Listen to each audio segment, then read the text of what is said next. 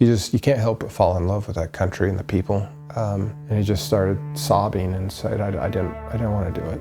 He said, I didn't want to do it. I didn't want to do it. Freedom is not something that you superficially create. Freedom comes first from within. We need them probably more than they need us. I mean, what if the next Elon Musk is living in Uyo, Nigeria right now? Are you in alignment with God? Are you in alignment with your created design? We need the cavalry. We need help. And I don't know where else to look. I don't know where else you're going to find such a God-fearing, God-loving people. We need those 200 million people to love freedom and to love God and to come and be a great force for good in the world. Well, we're here with Peter Jensen. Welcome. Thank you. Peter, I hear that you have a bachelor's in political science and a master's in foreign relations. Tell me about your education. So I got home from a 2-year mission in England and started to go to a school in Utah State University, started taking a variety of classes and was drawn to, I've always loved politics, but I also love international relations. So that degree, you could specialize, you could go pre-law, you could do a number of things, but I focused on politics and I focused on international relations. I loved studying other countries' constitutions and other countries, the way that they organize themselves. And then joined the Air Force, and the Air Force told me that I was more than, they wanted me to go get a master's degree, so I took one in a master's in international relations, which again I loved. I really enjoyed it. Took some phenomenal classes. We read Thucydides, the history of the Peloponnesian Wars in that class, and that was wonderful. But I've always loved studying the politics and the cultures, but more so how different countries structure themselves based on all of the variety of inputs that create a culture, and the geography of that location has a play on how you would organize a constitution. And I've always found that very fascinating. I understand you served in the U.S. military as an intelligence officer. How did your deployments to Iraq and Bosnia help you to appreciate the principles of freedom? Yeah, it was such a good time. Like I know when you hear the intelligence officer, you think of cloak and dagger, you think of CIA, stuff like that. I had nothing to do with that. My job was simply to just study and to be aware of the capabilities of other air forces around the world. I was in the Air Force, and so that was my job. It's just to keep up to date with aviation technology that was around the world. So much fun. I really enjoyed it. I deployed 2003 to Bosnia, former Yugoslavia, and honestly, that was just, I really enjoyed that opportunity to serve and to see that part of Europe. A lot of good memories, a lot of good friends that I got from that. And then Iraq, I went there twice, once in Baghdad and then once up into Mosul. And you're just on the front lines of watching this public virtue, this people giving to their country. Like there's something really wonderful about serving in the military where people have this higher sense of cause. It's a higher mission. You come together. But it was one of those where it was that aspect of it.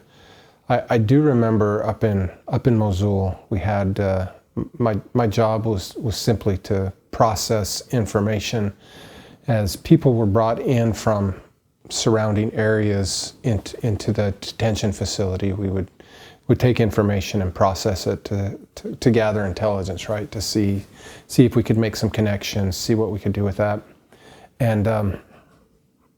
It was after the horrific treatment in the Abu Ghraib prisons, and so there was a lot of rules about how we could interact with the detainees, and I didn't really ever interact with them on a personal level, but I got to be one of my colleagues over there was one of the interrogators that would talk to him, And he would always just say, you know, really the best way for most detainees is you ask them, you give them a Coke, give them a burger, and you just chat. And most of them aren't hard, fast terrorists. They'll tell you what's going on.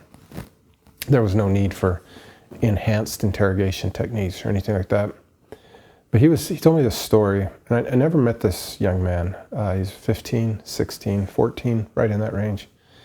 So I've never met him, but it was that that instance in my life where kind of you just have one of those life-shifting paradigm vision changes. I could have said that a little bit better. You have a paradigm shift, right? And but I never met him. It's such an interesting thing to think about. But I was talking to this interrogator, and he said there was this young man that had been brought in, and he had been caught basically with a cell phone in his hand, and they traced the number, and it was a detonator, right? Like a detonator for an IED, an improvised explosive device. So that's how they would dial the phone number, and then the phone number would actually detonate this charge. And I don't remember it. I know it wounded U.S. soldiers. It might have killed, but I don't remember for sure. But they caught him red-handed, so it's a clear-cut case, right? Like black and white. There's no doubt he's guilty. He's got the cell phone in his hand. They rolled him up. So they brought him in, and my colleague, the interrogator, started asking him, you know, why did you do it? Why did you do this to American soldiers? We're here to help. We really genuinely want to help this country. And I can attest that was true. We were there. We genuinely, on individual level, on the ground, we did want to help. And he said as the interrogation went on, suddenly this young man just broke down into tears. And he just started sobbing and said, I didn't want to do it. He said, I didn't want to do it. I didn't want to do it. And so he asked him a follow-up question. He said, well, you know, why did you do it? And he said 2 days earlier, Al-Qaeda had come through their village, and they gave him that cell phone, and they said, you're going to be here at this time, at this place, and you're going to detonate it, or we'll come back and kill your family. And I just realized there are places on planet Earth where there are 15-year-old men, young men, that have to deal with that kind of a decision. And that's not fair. Like, there's something inherently evil, inherently wrong in a society that would require a young man to come to terms with that kind of a decision at that age. And so that's when I kind of said I loved my time in the military, and I stayed in the reserves, but I wanted to create and do something to promote a societal structure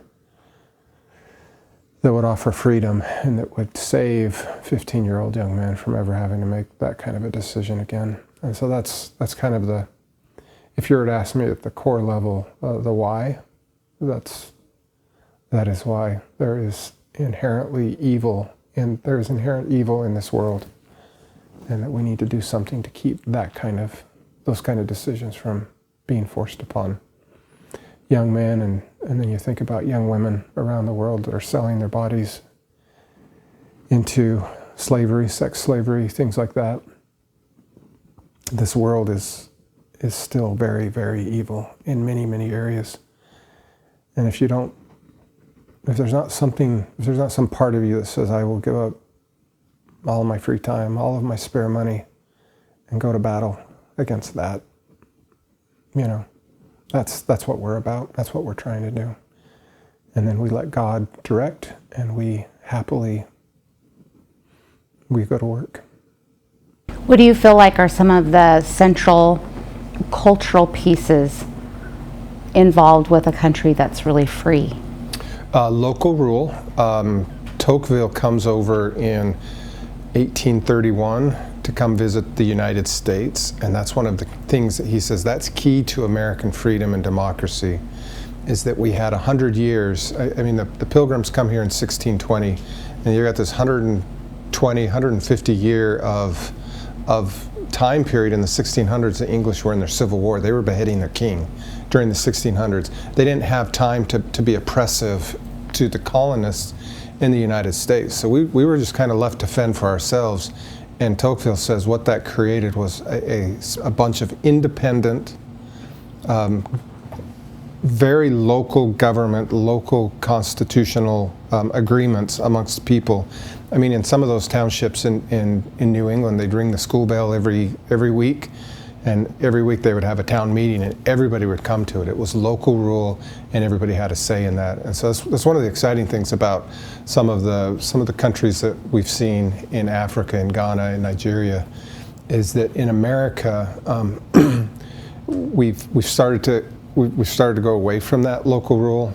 Robert Nisbet, a couple of decades ago, wrote a beautiful book called Bowling Alone, and he talked about the loss of just local organizations or local groups.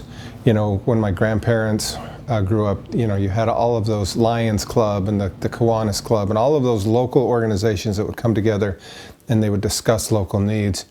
And we're kind of shifting away from that in the United States. And you go to Ghana, you go to Africa, go to Nigeria, and you see the tribal structure, which is just beautiful. It's this local, smaller control. You know, in some areas the tribe becomes very, very big, and so it doesn't work across the board.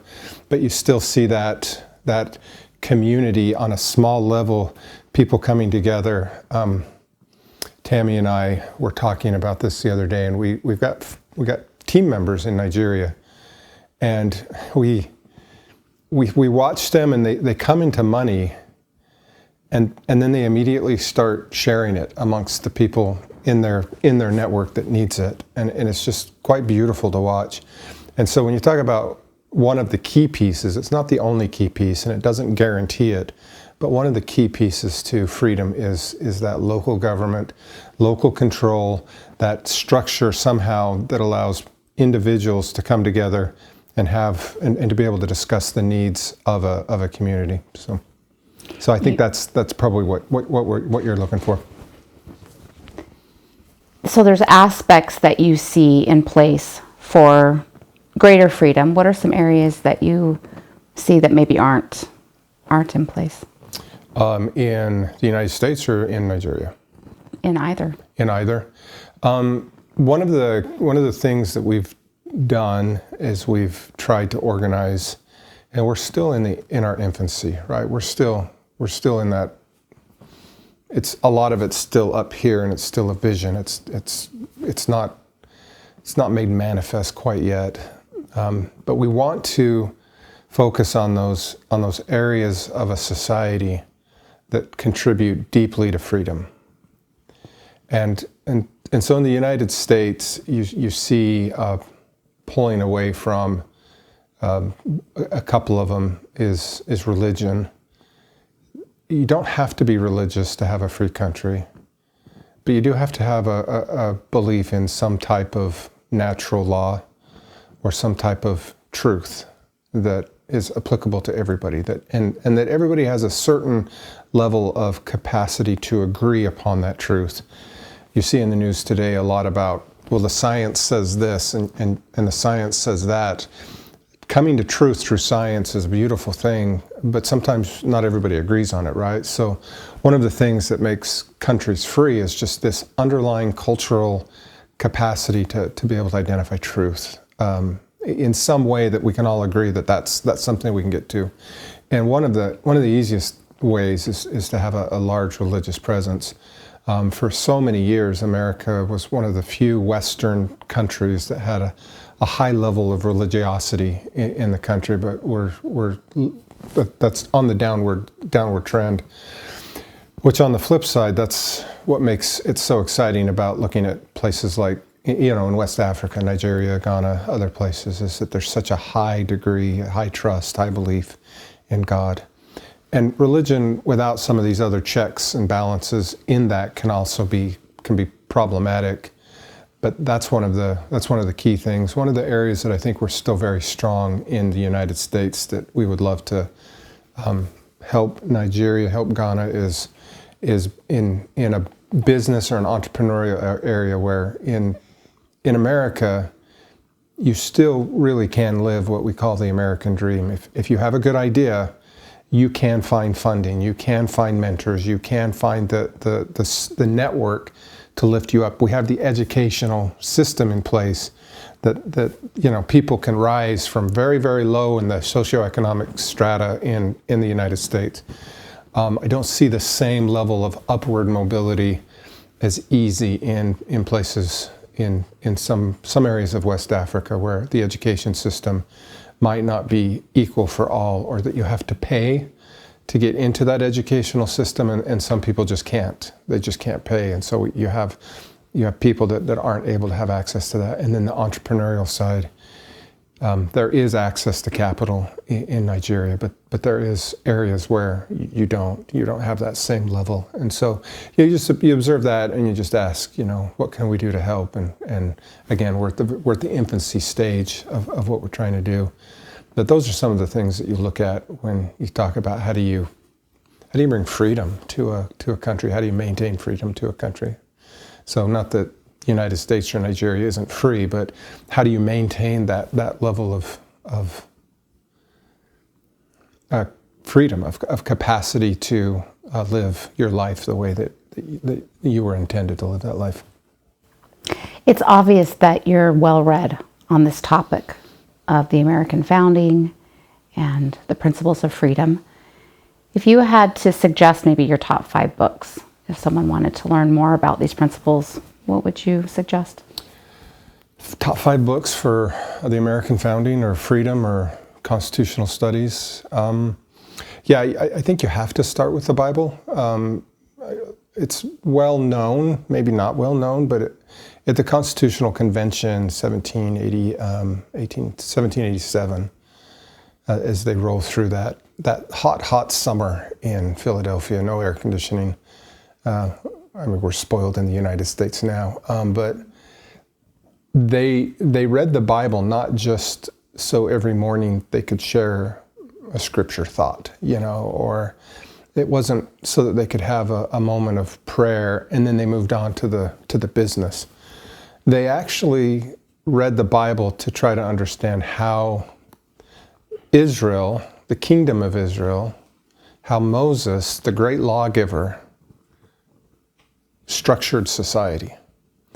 And there was this belief that God talked to Moses and that God talked to those prophets in the Old Testament. And so, you go look at the Bible is the most quoted book. And it's not for spiritual need, though that's good. But it really was to try to structure and organize a society. So that would be the first one, is take the Bible and read it as a political work.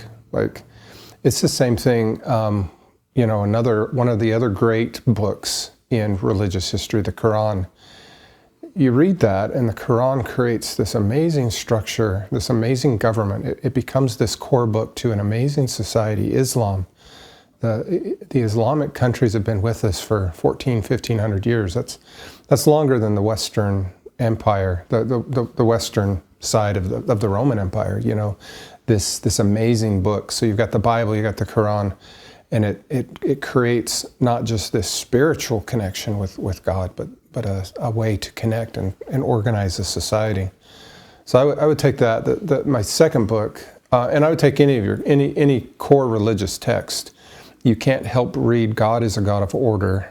He is a God of very specifics. How do you deal with one another? And so the Bible would be my first one. The second one is Democracy in America by Tocqueville. Tocqueville comes over to America, like I said before, in 1831, and he looks at America and says, what is making this work? America's been at this for about 50 years. He comes from France, and he looks at it, and he's an outside observer, so he gives the good, the bad, and the ugly. His condemnation about how America treated Native Americans, what they would have called the Indians at the time, and slavery is unvarnished. Like he basically says that's an abomination. But he also looks at the good. He notices that the religious aspect of Americans that drew us together, and also the township system, New England. And some of these other elements, he goes through the Constitution at a very granular level. It's 2 volumes of Democracy in America. 600 pages of fun. And so it's an amazing book. It's my, tongue in cheek. Sometimes I'll say it's, best book outside of Scripture if you want to understand freedom and you understand the American experiment. You've got the Enlightenment philosophers; those are really good for America. A lot of countries, the Eastern Orthodox countries, didn't actually go through the Enlightenment. So you got Locke, you got Montesquieu, and you got some of those, and those are fantastic. But it really is the Western European American tradition that goes through the Enlightenment. And those are good to read, but sometimes they don't culturally translate as well. If you can get through them, the Federalist Papers are magnificent, where Hamilton and Madison tear apart what it means to have checks and balances. The most famous, rightfully so, is Federalist number 10, where Madison looks at this enormous country and he's like, how do you rule such a large country? How do you maintain this large country that provides strength and it provides security to all of these people? But in the history of the world, anytime you get a country that big, tyranny comes in. Somebody will always come in and step in and say, well, I want to be in charge. And so Federalist number 10 is something that is germane today. Like we need to read it even today to understand, how do you maintain that strength? America's been such a force for good in our history.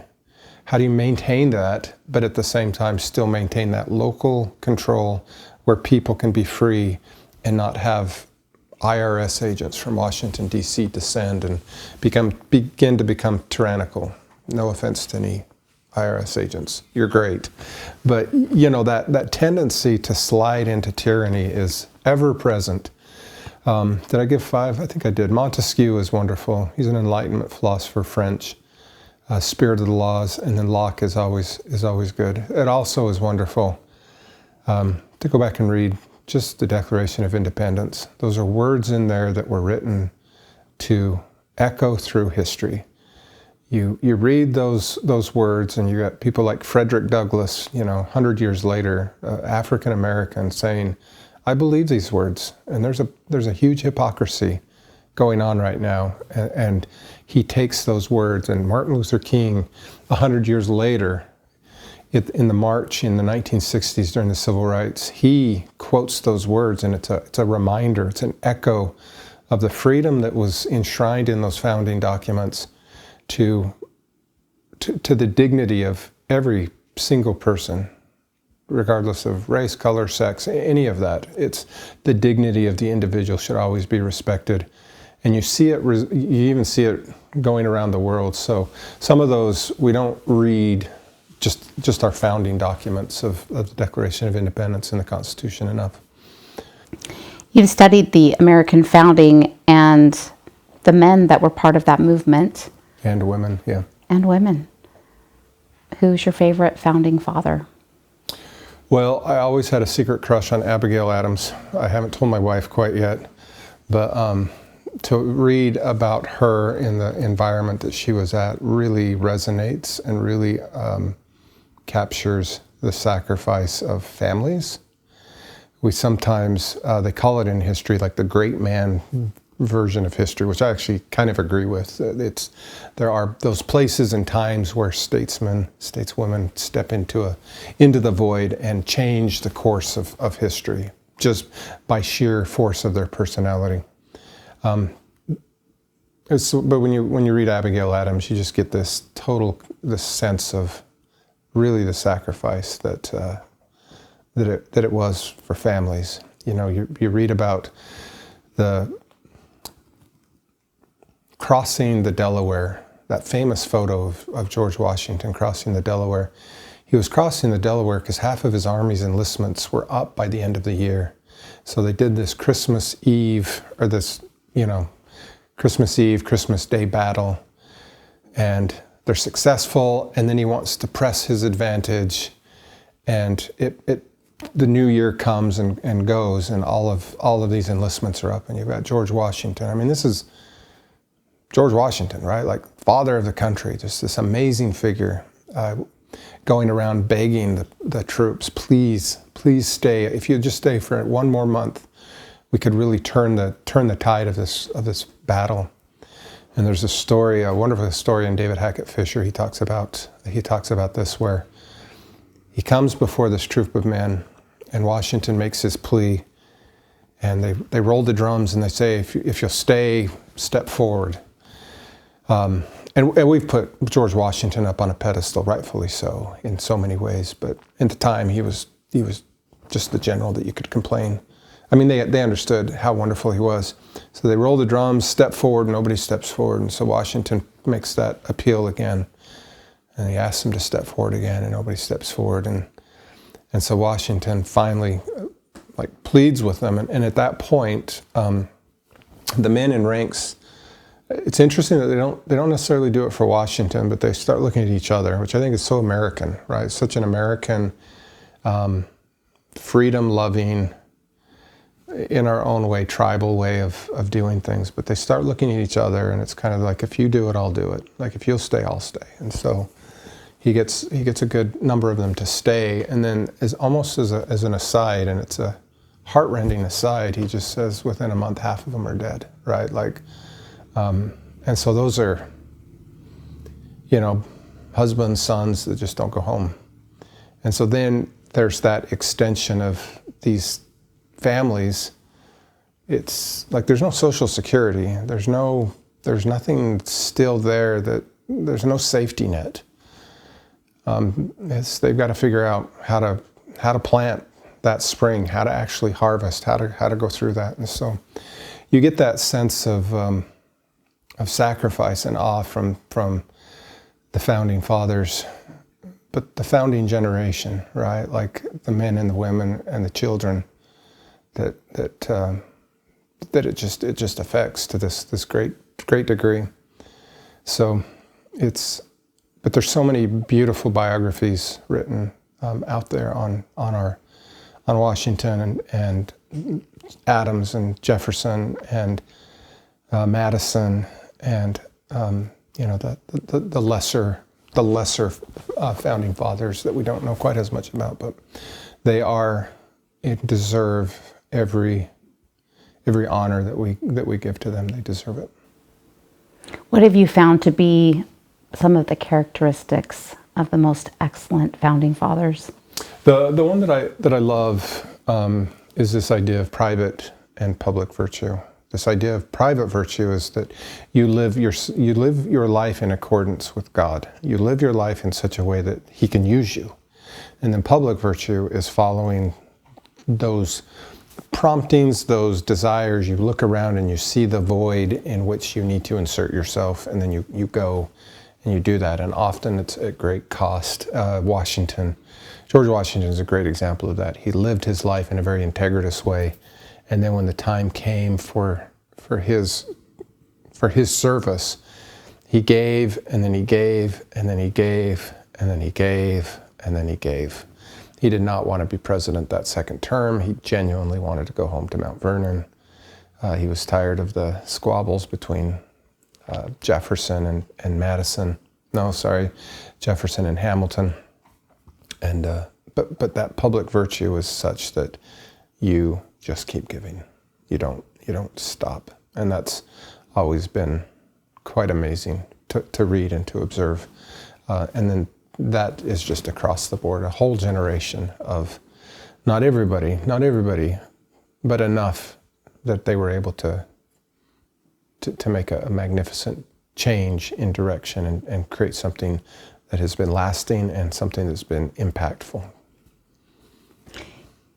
You point out these characteristics of the leadership, the statesman. What about the everyday person? Same. I think it's the same.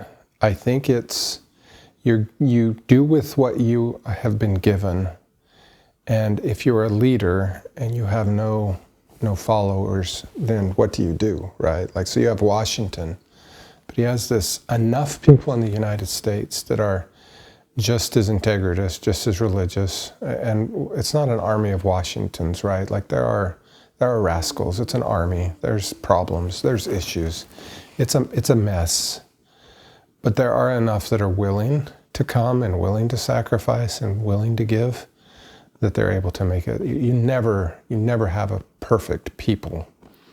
In the New Testament, it talks about taking the little bit of yeast and letting it leaven the whole. You don't need everybody to be on board. You just need enough. And that's the optimistic thing about the United States, about countries in West Africa, Nigeria, is you just need enough. You don't need everybody. If you can get enough, then God can do something magnificent. When your wife came to Nigeria, she spoke at a leadership conference about an idea of Africanizing the American Constitution. What are your thoughts on that? She gave a great talk. It was wonderful. To me, to Africanize the American founding, the Constitution, just means that you don't copy and paste. You do have to respect culture. You do have to respect history. You do have to take it from where it's at. There are base principles. I should say foundational principles in the sense that life is respected, that people are free, that you're trying to create a system that lifts and elevates everybody. So there's principles like that should be universal. But then at that point, does the U.S. Constitution copy and paste work in other countries? Often it does not. It does not always. And so that's where it takes men and women of high quality in their intellectual capacity to create constitutional rule, to be able to look and say, how do we take the existing structure, how do we take the existing culture and create a constitution that will do what the American founding did, but it does it for the people that are in that country. There are just some things that would not immediately translate, and you've seen in the United States as we have become more small d democratic, as we've become more focused on the individual, we've actually changed some of the structures of the United States Constitution to match that. And so that's the type of thing that you look at, is that it's you take the principles and then you apply it the way that it needs to be applied to guarantee those individual rights, those rights of families, those rights of people to have that upward mobility to do what God would have them do. I loved my time in Nigeria. I was there for about a week and a half, fell in love with the country. Lagos is too big for me. I'm a country boy. Lagos is a big city. But as I got out and visited down in southern Nigeria, you can't help but fall in love with that country and the people. I spent some time in Ghana as well, and it's the same experience. You just can't help but fall in love. I think the principles of the American founding and this idea of Africanizing that American founding is just this idea. I think what it would do for countries anywhere, right, is this access, number one, access to education, this access that anybody has the right to, right's not the right word, anybody has the opportunity and access to this, to an education, to be able to learn and grow and to follow those things that they think would best affect their lives. So I think that aspect of it, and then giving common people a voice in how money is spent. There are places all around the world where money is not appropriately pushed down to projects or to things that would benefit the people, but it's kept in areas or places that benefit the elites. We see that everywhere. And so there's this idea of again, that American founding principle is to push that government, to push those opportunities down to the locals, to the local people, to the local area, so that they can build their roads, they can build bridges, they can do those things that are needed. And then I think finally is just what we've talked about, what's made America, and this was a Hamiltonian dream is this access to capital, right? Like if you have a good idea, if you're the next, I mean, what if the next Elon Musk is living in Uyo, Nigeria right now? And he or she just needs access to mentors and capital, and then step back and watch him change the world. And that's why America has been so dynamic for the last 150 years, is that we have those opportunities. The American dream, we talk about it, where doesn't matter how poor you are, where you start out, if you have an idea and you have access to that capital, you can raise, you can lift yourself up. You're not held down by the aristocracy. You're not held down by the fact that you don't own land. You're not held down by the fact that you were, I mean, in America, Abraham Lincoln lived in a log cabin for a while, very poor upbringing, and yet he was able to become a lawyer and then become our greatest president. So it's one of those where you look at the structure of your society that way, and the human capital becomes so intensely important in that environment. One of the exciting things that we have, one of the programs, is a character development program called Who I Really Am. It's something that Tammy's been working on and some other people for years and years and years. And it goes back to that American founding principle of private virtue, right? Like a country can only be free if you have ordered your own soul. And so it requires a certain level of principles and a certain level of character that you develop in your own self. And so Who I Really Am is a wonderful program to do just that. Who are we really? Like, what is our purpose in life? How do we actually order ourselves so that we can be truly productive members, not only of our family and our community, but of nations and the world ultimately? And so this program is to do that. It's this idea of, once you have that understanding, there's a wonderful old Greek word, Aristotle, Plato, they used it, this idea of virtue, right? Of the Greek word is arete, and it's the concept of virtue, not in the sense of your outward, the way that you interact with other people, but it's the way that you interact within. It's this idea of an example would be like with a pen. If you get a pen and you start to draw with it, and there's no ink in the pen, it's not fulfilling its purpose. Its purpose is to write. And if there's no ink, then it has no purpose. And the idea of ordering your soul is so that you can fulfill your purpose as a human being. Like, I mean, that's it's a deeper question to think, what is all of our purpose here on earth? Like, what does it mean to be living as a human being to the highest level of our potentiality? And we just kind of skim over the surface. We look at like a character program, or we look at ethics, and we're like, yeah, we're supposed to tell the truth, we're supposed to be kind, but it goes so much deeper than that. I mean, that's what the old Greek philosophers, Plato, Aristotle, Socrates, they wrote volumes on how do you develop that to the point where you are truly living your life the way that you are intended. And so that's that program, is to really discover, who are we really? Like, what is our purpose? And you can imagine that if you get a few dozen, a few hundred, a few thousand people like that, and then they go out and they start to then translate that private virtue into, how do we now order our society as a whole? That's where wonderful, marvelous, beautiful things can happen.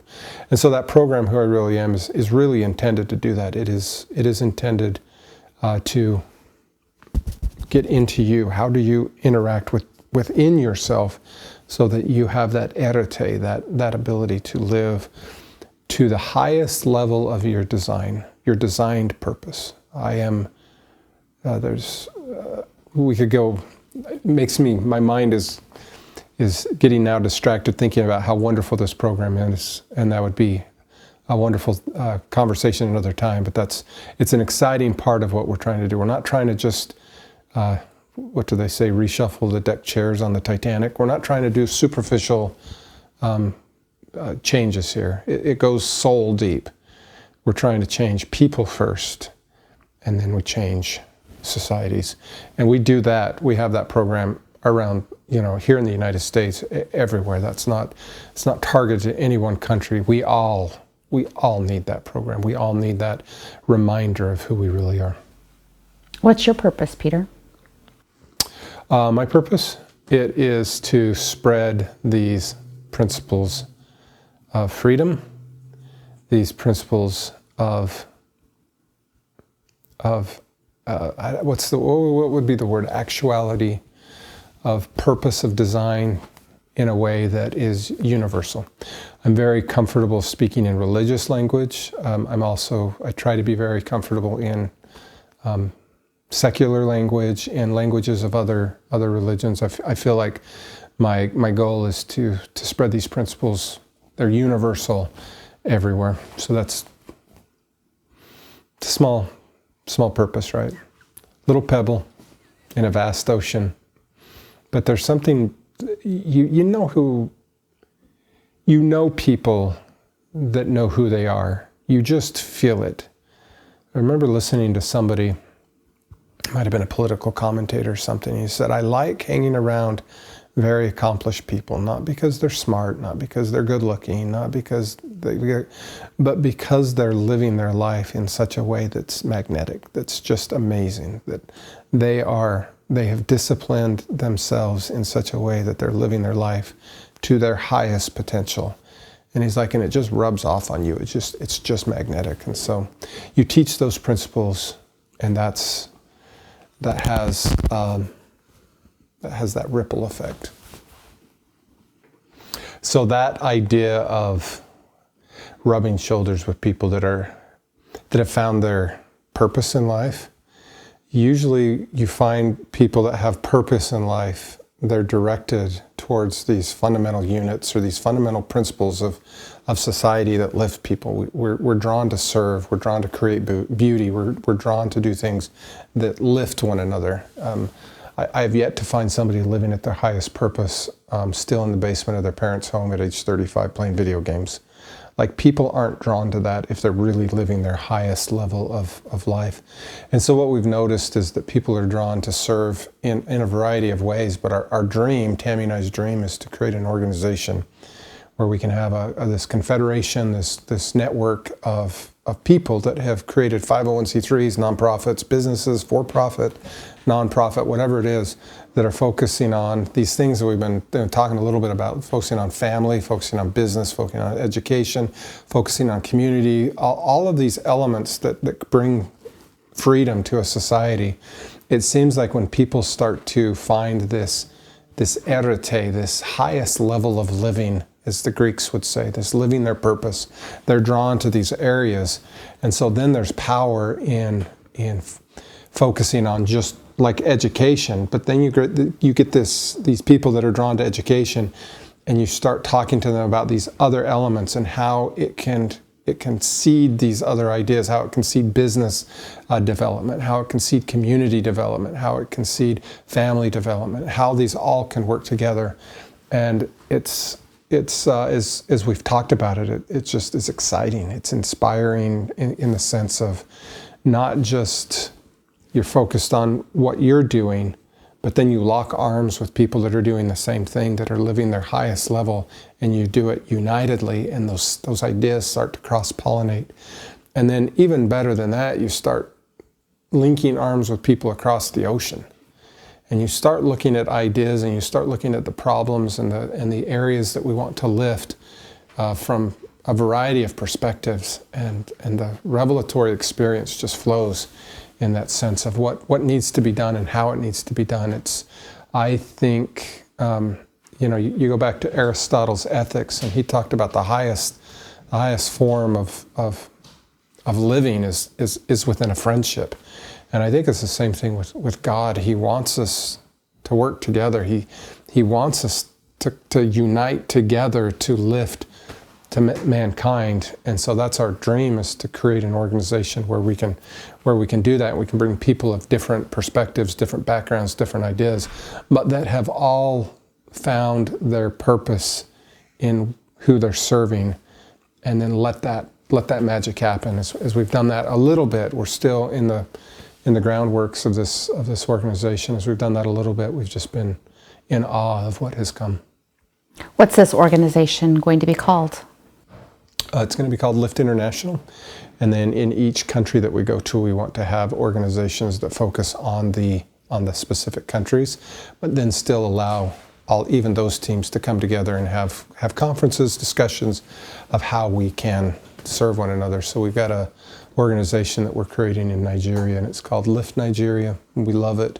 And then Lift International will be that organization that will assist, lift, create, do training, funding, all of those things to help the people in country that know specifically what they need to do.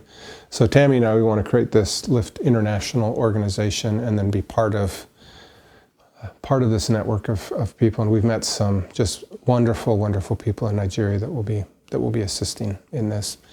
We will be assisting them. They will be assisting us. So the question then becomes, like, why Nigeria? And for me, it's just blatantly, we need them probably more than they need us. I go to Nigeria and I see a lot of happy people, even people that are in what we would consider poor. They're very happy. They live in families. They have love. I look at it though, and I'm like, America, we are such a beautiful nation. I love my country. I love everything about it.